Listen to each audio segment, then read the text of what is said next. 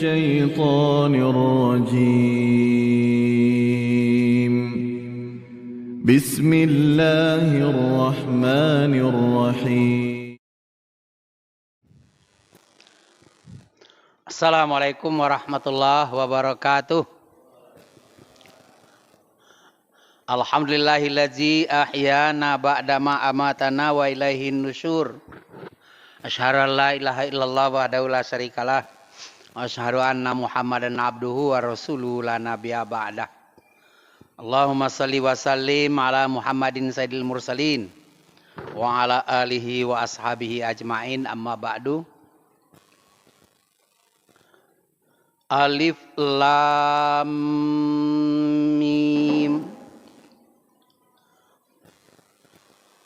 Ghulibatir rum fi adnal ardi wa hum min ba'di ghalabihim sayaghlibun.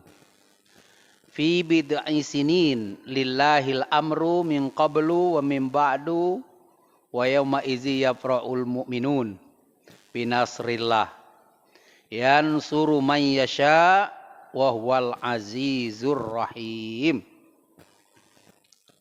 Surat Ar-Rum ayat 1 sampai ayat 5. Alif lam mim. Itu kalau dalam ilmu tajwid disebut 17 harokat. Alif 1, lam 6, dengung 4, mim 6. Jadi jumlahnya 17 harokat. Ghulibatir rum, telah dikalahkan orang tentara Romawi. Fi adnal ardi wahum mim ba'di ghalabihim sayaghlibun. Di negeri terdekat dengan kamu, wahai Rasulullah dan sahabat-sahabat. Di mana negeri itu? Ya negeri Syam. Di mana negeri Syam itu? Yalah tempat jalur Gaza sekarang. Nah, mereka tahun ini kalah. Wahum mim ba'di ghalabihim sayaghlibun. Tahun ini kalah, tapi dalam jangka waktu bid'i sinin mereka akan menang. Lillahil amru min qablu wa min ba'du. Segala urusan itu adalah milik Allah sebelum dan sesudah.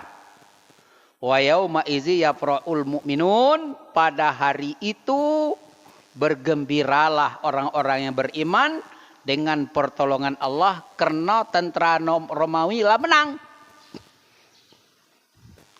Yansuru may yasha wa huwal azizur rahim. Allah memberikan kemenangan kepada siapa yang Dia kehendaki, karena Allah Maha Perkasa, Maha Pengasih. Awal surat Ar-Rum ini diturunkan oleh Allah karena tentara Romawi digempur oleh tentara Parsi terjadi pada tahun 615 Masehi. Waktu Nabi Muhammad SAW mengembangkan agama Islam di Jazirat Arab, itu ada dua negara superpower, dua negara raksasa. Sebelah timur, kira-kira di Irak dan Iran sekarang, di Afghanistan sekarang, itu negara Parsi. Di sebelah barat, di Bizantium, berkuasa ketika itu tentara Romawi. Orang-orang Romawi yang ketika itu dipimpin oleh Heraklius. Yang Parsi dipimpin yang rajonya ketika itu Zardajir.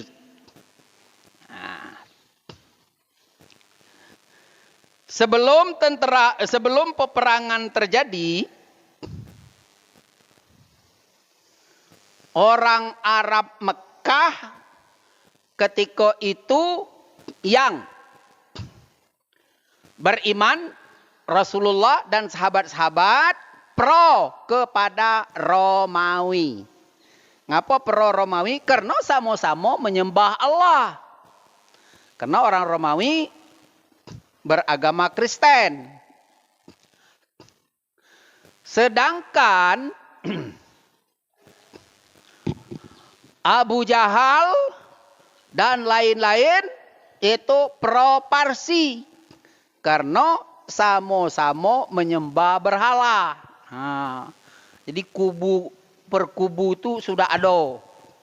Bukan di Muratara yang ada kubu, ketika itu kubu lah ada dua kubu di situ.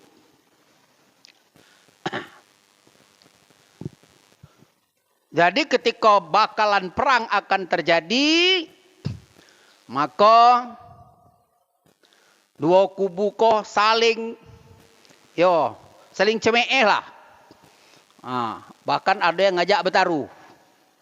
Maklumlah, baru Islam baru ini 615, sedangkan Nabi Muhammad diutus oleh Allah 600. Nabi Muhammad menjalankan syariat itu 610. Jadi baru 5 tahun Islam hadir ketika itu. Berkat pimpinan dari tentara Parsi itu ada dua beradik jenderal. Jenderal dua beradik yang kakaknya bernama Jenderal Farhan, yang adiknya bernama Saharman. 615 itu dimulailah pertempuran. Tentara pihak Parsi mulai masuk dari Irak, Babilonia, terus merangsek ke sebelah barat.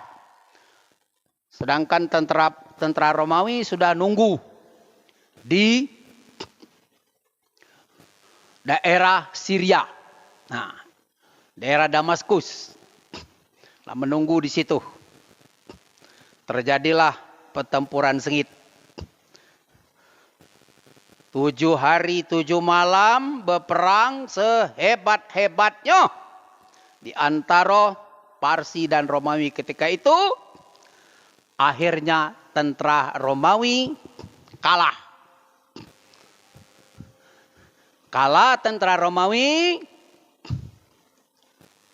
Tak lama sudah itu terhabar. Sehingga ketika itu para sahabat Rasulullah bertangisan. Karena saudara-saudaranya atau saudara-saudara yang sama-sama menyembah Allah, Romawi kalah. Abu Jahal, Ubayyah bin Khalaf, Abu Sofyan, Abu Lahab, abu-abu lainnya mencemeeh. Itu ketika itu perang tuh bukan perang main-main. Nganggap perang bertanding antara Tuhan. Tuhan kamu koketinyo. Keo. Kata Abu Jahal dan Ubayyah bin Khalaf dan lain-lain. Hebat Tuhan kami. Lata Uzza. Sebab dia pihak Parsi. Nah, ketika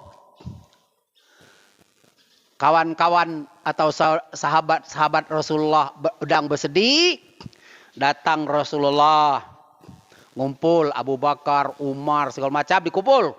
Kumpul. Kata Rasulullah, kumpul. Apa hal kamu kau bertangisan? Apa hal kamu kau bersedih? Menjawablah Abu Bakar ketika itu, ya Rasulullah, mana dak sedih. Saudara-saudara kita Romawi kalah. Oh, itu persoalannya, kata Rasulullah. Sabar. Dibacalah oleh Rasulullah ayat ko. Kona la turun ayat kata Rasulullah. Allah lah ngenjuk tahu kepada kita. Alif lam mim. Ghulibatir Rum.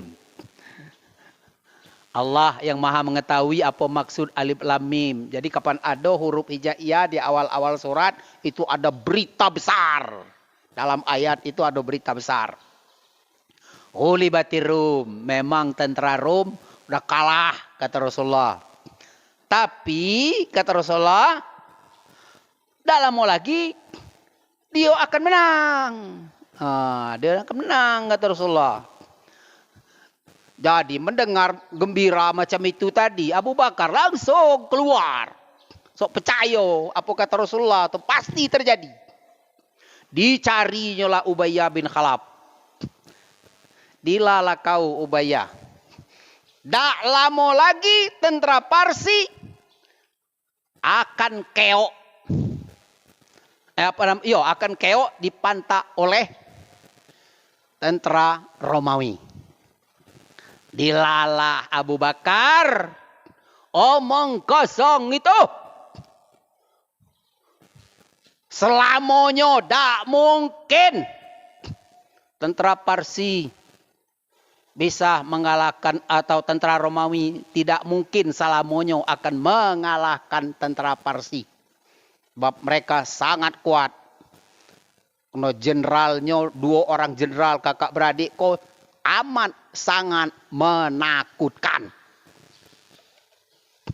Bertengkar. Akhirnya Ubayyah bin Khalaf ngajak taruhan. Kita bertaruh. Kalau menang, bila menang kage, kita bertaruh 10 ekor unta.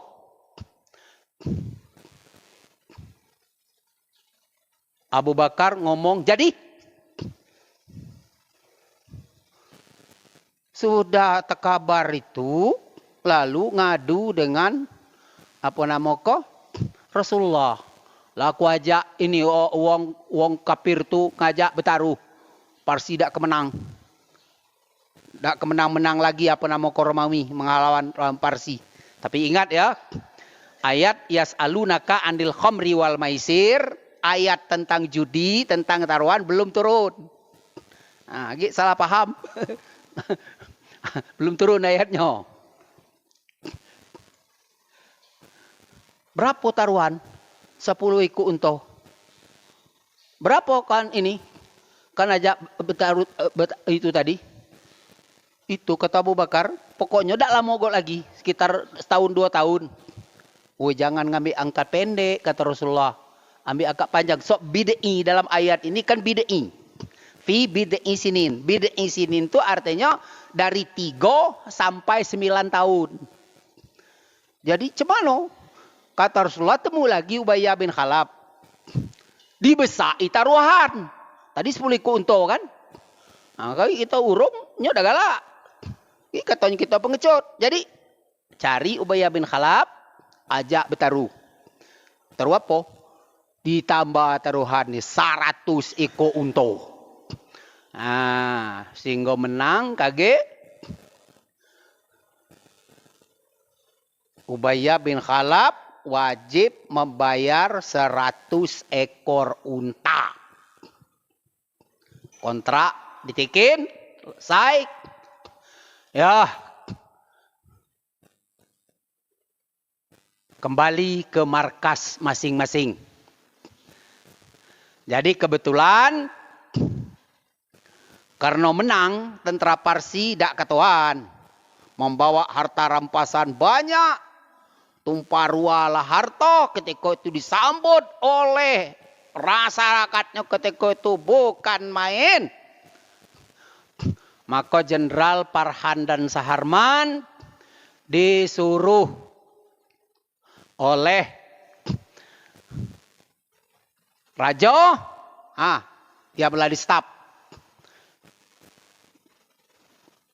Bersenang-senanglah, gembiralah.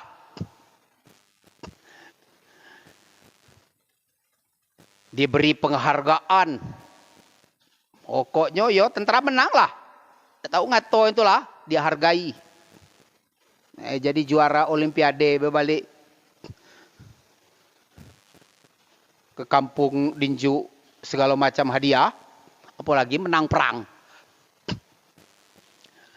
Dalam suasana seperti itu sekitar 3-4 tahun sesudah kemenangan, Saharman bermimpi, Jenderal Saharman bermimpi bahwa dia menjadi raja di negeri Parsi.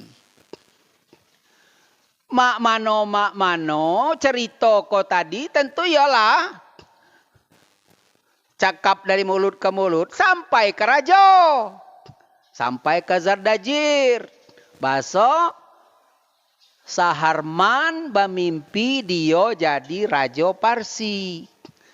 Takutlah Jokowi, mulut pula Jokowi. Mulut ke Jokowi.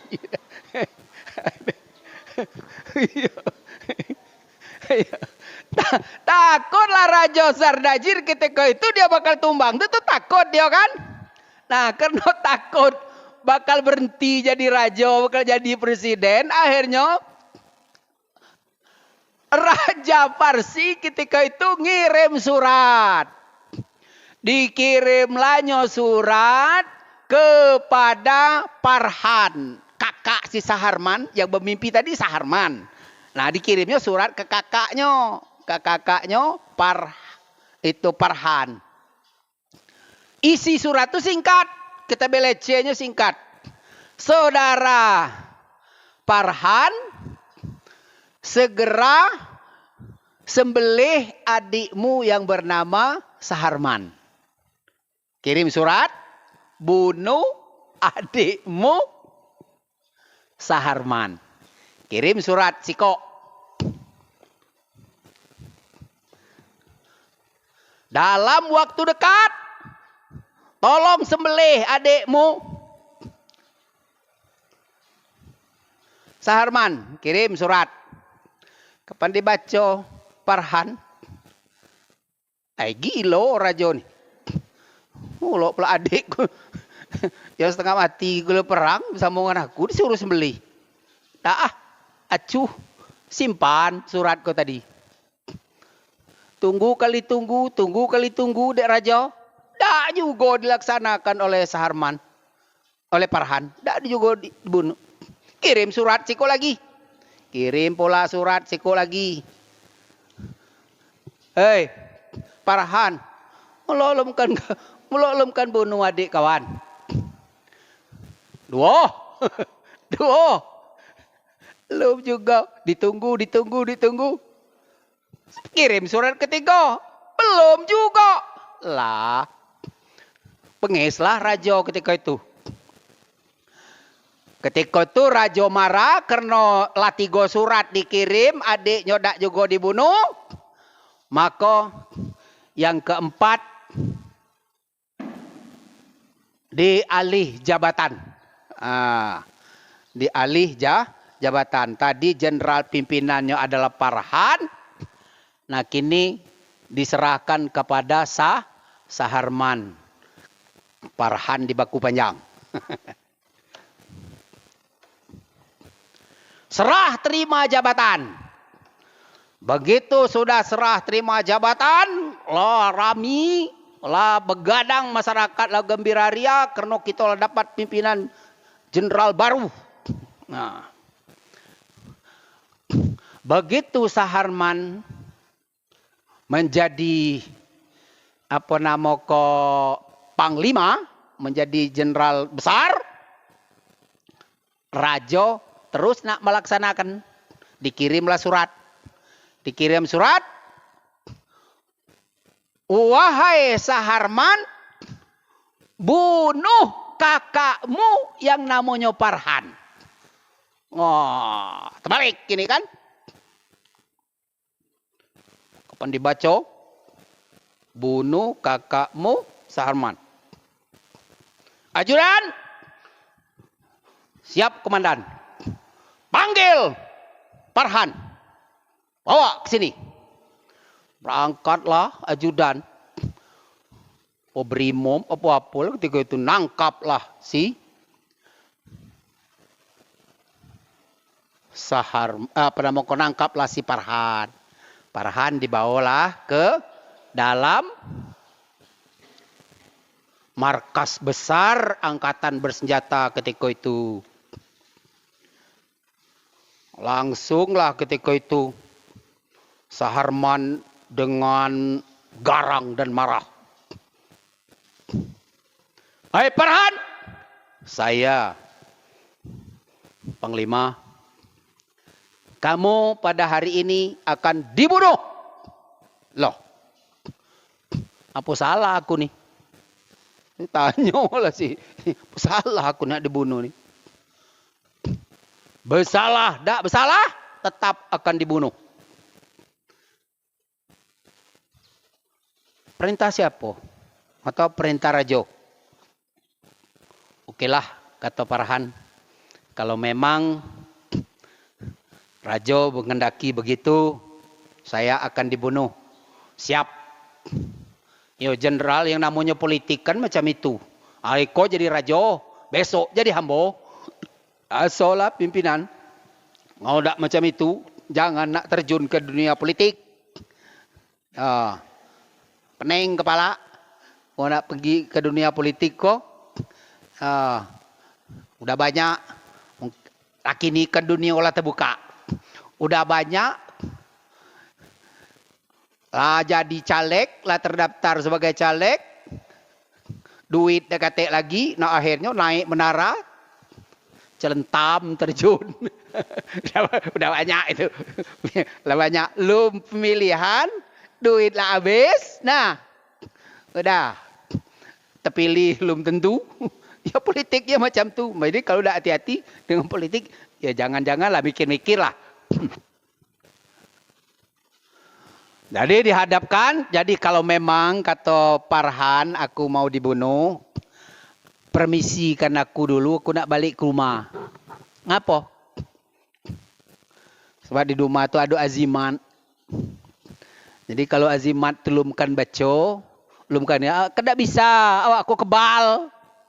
Maka menang kita perang, kena kok kebal. Jadi azimat tu harus dipacul dulu. Azimat tu harus dipacul di badan awak. Anak ngambil. Gila Farhan. Ngambil 3 ijek surat kau tadi. Isi surat tadi apa? Saudara Farhan bunuh adikmu Saharman. Kan itu isinya kan. Nah, sekarang Saharman yang nak bunuh kakaknya. Tolong baca tuan. Ko azimat si kok. Baca.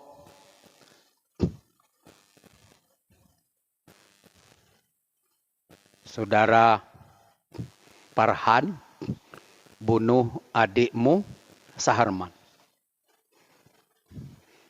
Jantung kau lah mulai dak diduk. Sudah dibaca tuan? Sudah. Ko sejak lagi.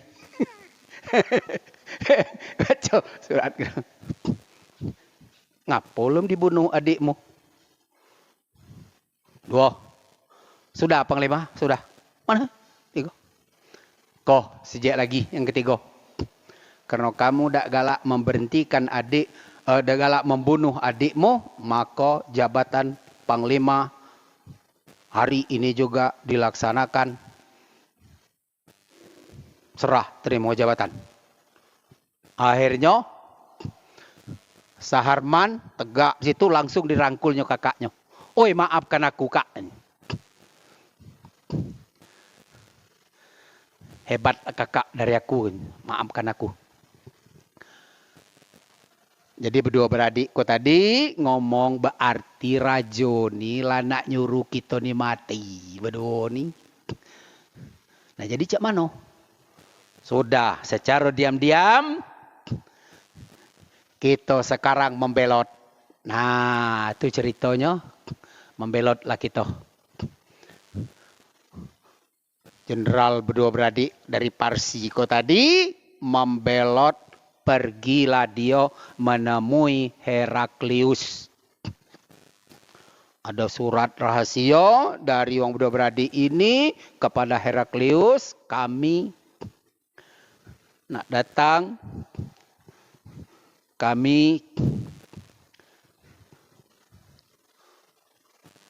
akan mengundurkan diri dari koalisi perubahan. Kami nak masuk ke koalisi Prabowoan. Itu kira-kira.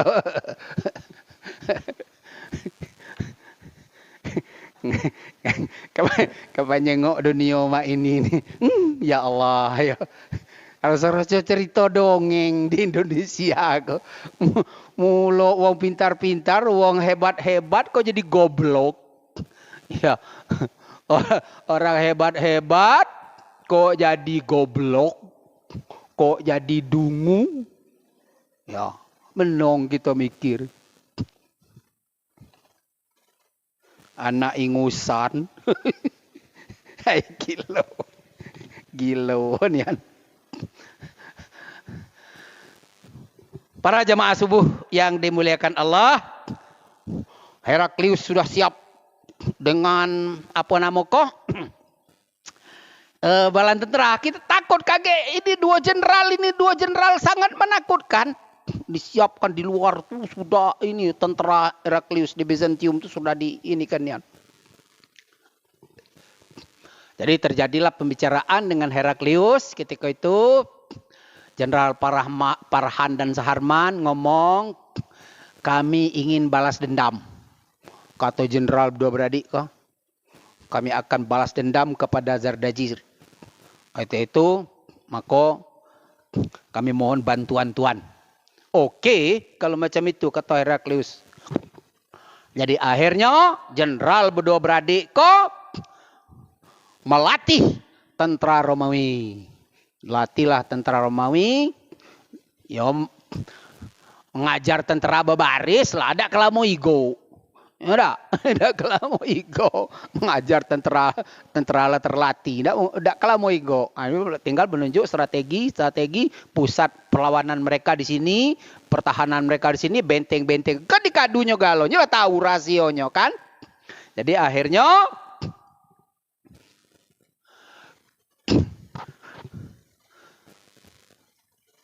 dua jenderal ini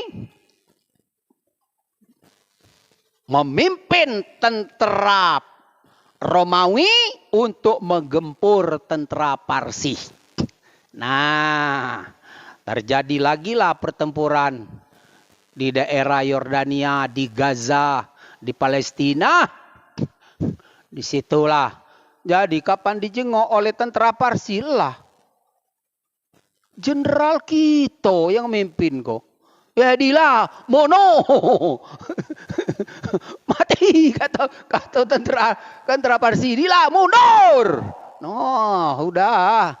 Kocar kacir lah ketika itu tentara Parsi.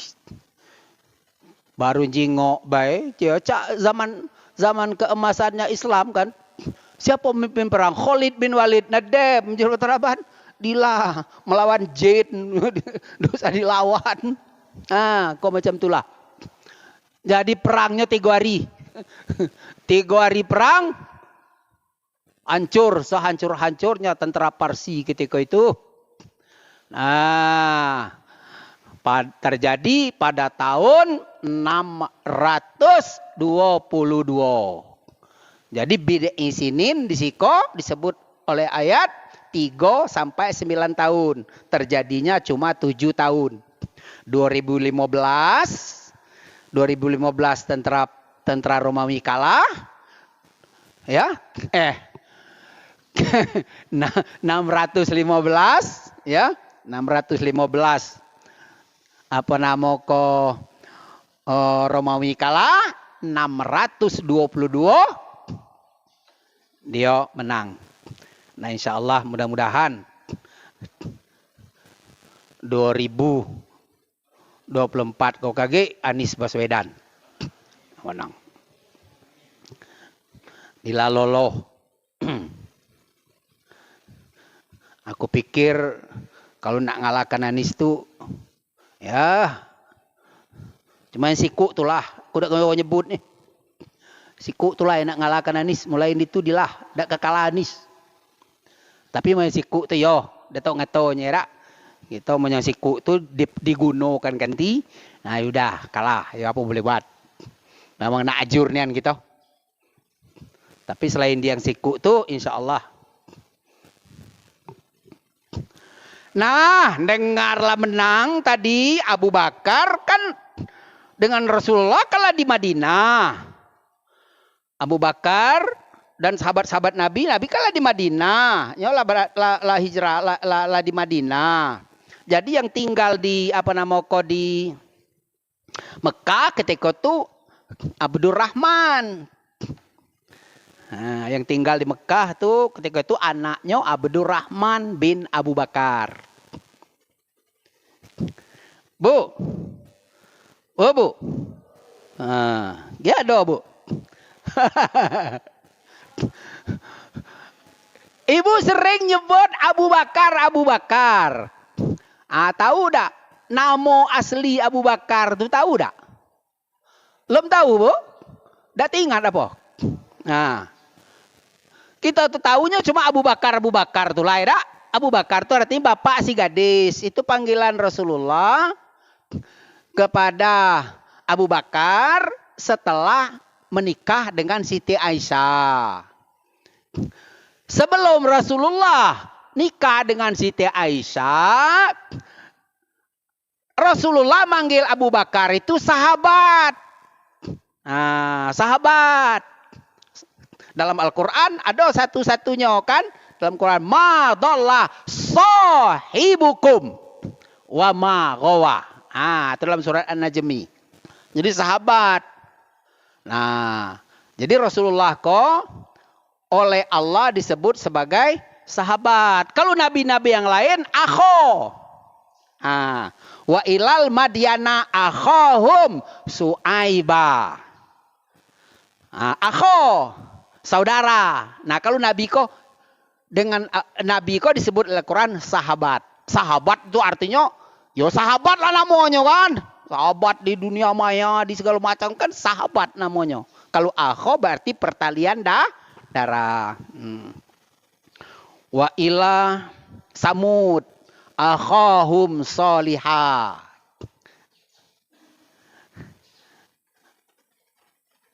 Akho. Namo Abu Bakar tuh yang aslinya, Bu, Pak, namanya Abdullah. Namo Abu Bakar tuh yang aslinya Abdullah bin Abi Kuhafah. Makanya Rasulullah tak mungkin lah nak manggil Abu Bakar, "Woi, dole."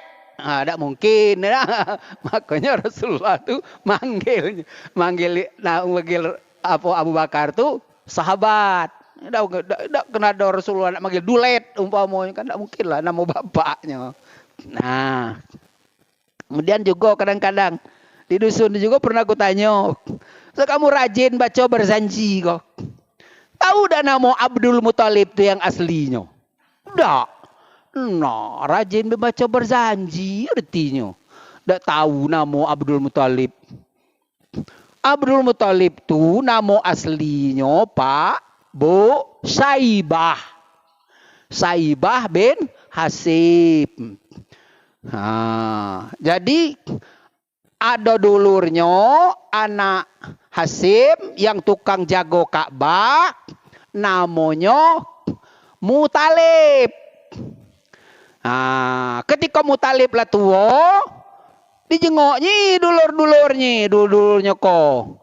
Yang kau tak pantas, kau nak mabuk narkoba, yang kau mabuk betino, yang kau mabuk judi, tak ketik lah bakal sapu lah, bakal mimpin Ka'bah, mimpin wang ini kau mimpin Masjid Haram kau. Jadi terpikirlah oleh si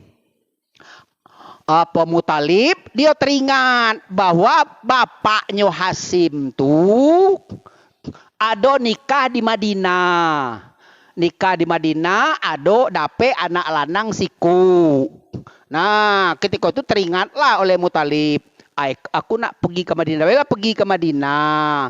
Pergi ke Madinah, ngusi umak mudanya. Mak, aku nak ngajak adik Saibah ke Mekah.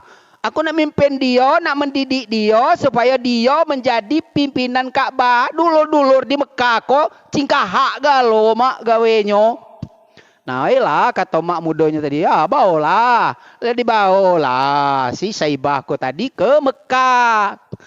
Udah gitu tiba di Mekah, orang banyak bertanya, oi sapo sok budak? Bujang ganteng belagak yang dibawa Muthalib tu, siapa tu? Dibawa Muthalib lah. Dila ini banyak gue cerita sebut bela Abdul Muthalib. Artinya budak bujang yang dibawa Muthalib. Nah itulah maka nenek Nabi itu Abdul Muthalib itu kesohor. Namo Saibahnya hilang. Jadi balik ke persoalan tadi Abdurrahman ya. Jadi Abdurrahman anak Abu Bakar langsung nemui Ubayyah bin Khalaf. Ubayyah bin Khalaf ketika itu lah mati dalam perang Badar. Datangnya ngusi anaknya, bapak kau dulu pernah bertaruh dengan bapak aku. Kini bapak aku menang. Maka aku minta sekarang nih bayar 100 ekor unta. Mon semiliar berarti 100 miliar. Jujur orang kafir, dak seroman kita kadang-kadang lah. Kan utang bapak awak. Serahlah, tagihlah ke kuburannya. Tapi anak Ubayyah bin Khalaf ketika itu bayarnya. Jadi bawa duit. Pokoknya bang tapeot-peot lah 3 iku untung udah duit ke Mekah. Ke Madinah. Bawa duit ke Madinah. Jadi begitu dibawa duit ke Madinah, Abdurrahman ngadu dengan Abu Bakar. Ya, ini aku bawa duit. Terkejut Abu Bakar. Oi nak, dari mana kau dapat duit sebanyak kau?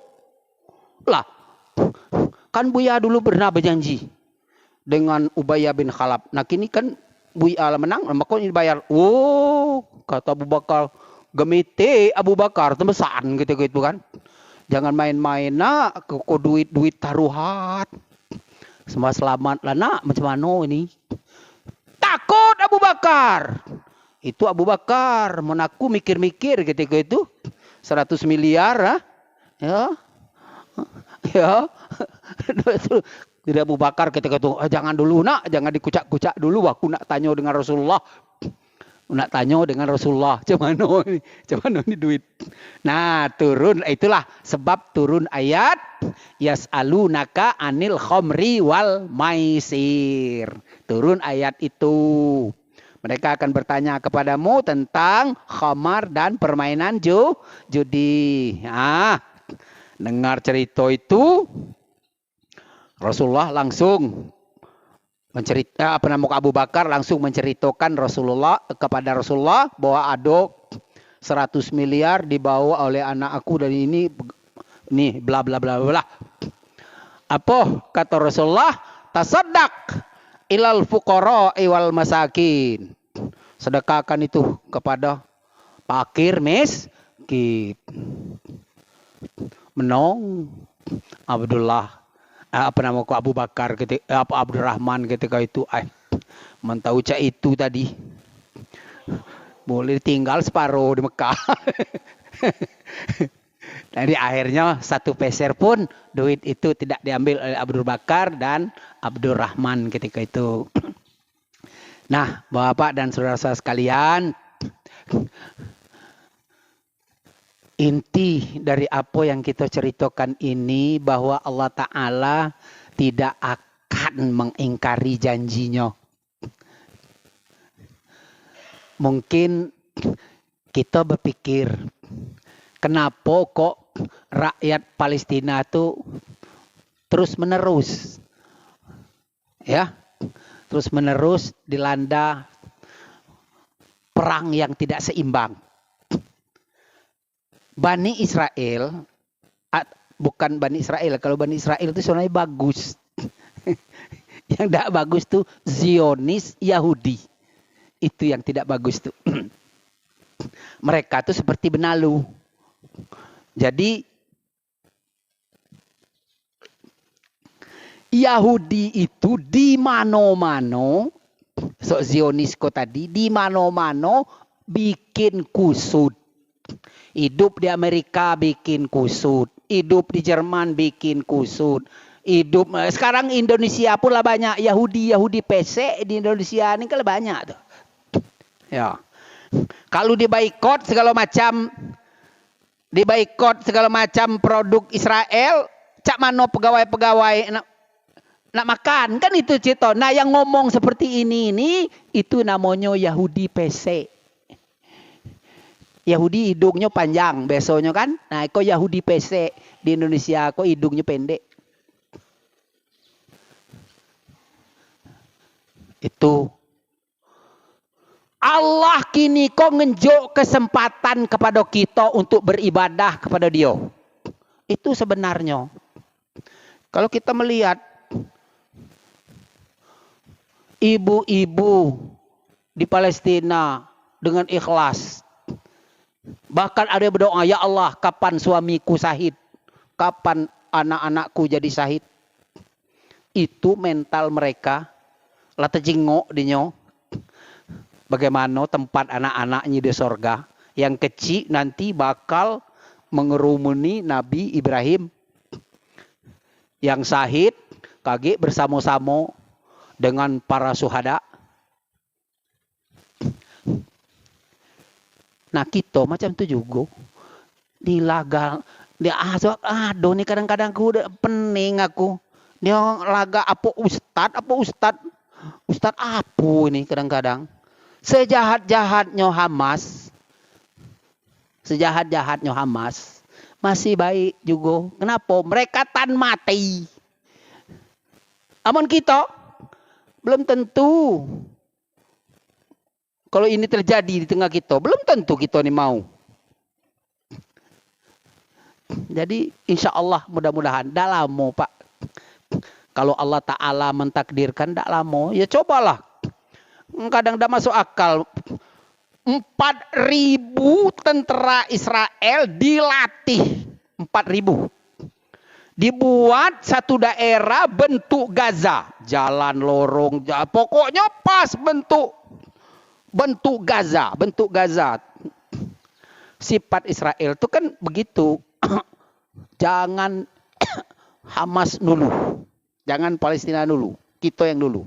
Nah, kali ini 4.000 sekali sikat oleh tentara Hamas. Sekali ini sikat. Selesai. 200-an tanknya lumpuh. Bahkan ada banyak mereka mengatakan kita kok bukan berperang melawan manusia, kita inilah perang melawan jin. Ya macam mana untuk jadi tentara Hamas? Kalau model-model kita tidak laku Pak. Untuk jadi tentara Hamas tuh tidak laku. Ya, kenapa? Mau jadi tentara Hamas wajib hafal Al-Quran 30 juz. Nah, di Sikobe aku angkat tangan. Ayo Pak Jabar siap untuk jadi tentara Hamas. Jelas aku angkat tangan. Gitange aku nak ngapal 30 juz tuh. Syaratnya itu. Jadi mereka ke situ bukannya ini pergi mati. Granat dibawa. Ya kan tank. Tank itu kan untuk menembak jarak jauh. Kok saudara muncul? Tinggalnya neteng. Besok yang kok ada ketes jatuh. Yang tukang ini kan. Itu kan dirantai. Tentara yang untuk sepeliat tembak tank wajah itu dirantai itu Pak. Sebab kalau dia dirantai lari kage. Dia dirantai itu. Nah dia dirantai. Dia ketuan. Tentara Hamas tinggal. Nah. Tinggalnya beli. Nah. Allahu Akbar kau. Selesai kau. Granat yang ada, nah buka pintu, yuk granat, plak ngancur. Itulah makanya Israel tuh membabi buto. Mula membabi buto dia tak galak perang darat. Mula kamu perang darat, yang dilawan kok bukan manusia, jin. Mana kata lawan manusia ngejin. Ah, makanya tak galak dia. Makanya dibom. Itu ceritanya. Pengecut dia itu kan penakut. Itu bukan dibom. Tapi insya Allah mudah-mudahan makanya kita jangan ini Pak. Paling kecil doa. Paling kecil kita berdoa.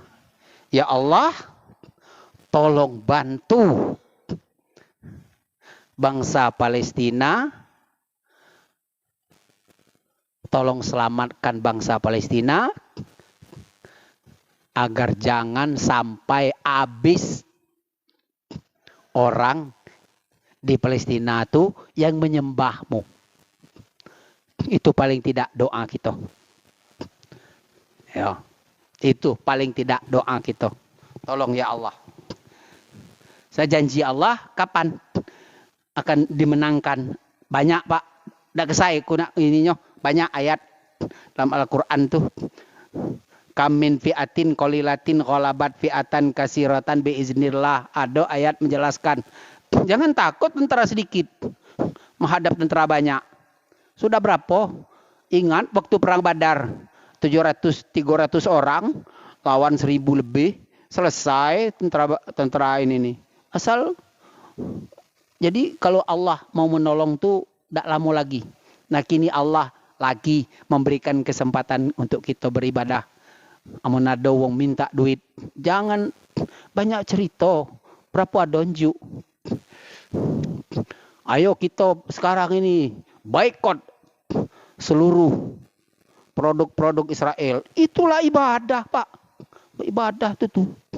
Ya, inilah mana seperti Aqua, Denko, Pantah, apa Coca-Cola, ya kan tahu galau gitu tuh produk-produk Israel.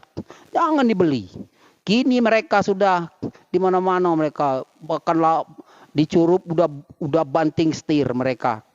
Banyak di overall kebaik. Netanyahu Perdana Menterinya kini itu udah pening pala. Mano rakyat nuntut, inyo duit negara sudah amblas. Kehancuran dia sekarang ini kalau menurut duit kita itu sekitar 7.700 triliun. Lapunalino.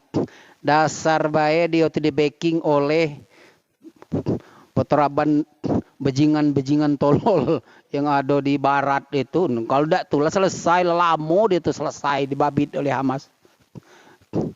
Ekonomi mereka sudah hancur sehancur-hancurnya kini. Jadi itulah saya ingatkan kepada kita bersama. Jangan lupa Bu, Pak. Pokoknya sudah sholat. Kita berdoa kepada Allah Ta'ala. Tolong ya Allah. Jangan dihabisi. Ya. Sebab kapan menang Gaza sesuai dengan hadis-hadis Pak. Itu tidak lama lagi. Dunia kok nak karam. Ya kawan, dalam hadis itu banyak tuh diterangkan itu kawan ini menang. Nah, jadi iyalah satu sisi kita minta menang, satu sisi kita takut kaki dunia kok karam. Semoga Allah Subhanahu wa taala memberikan taufik hidayah dan inayahnya kepada kita bersama dan semoga Allah membantu rakyat Palestina sebab Allah Maha Kuasa. Amin ya rabbal alamin. Wassalamualaikum warahmatullahi wabarakatuh.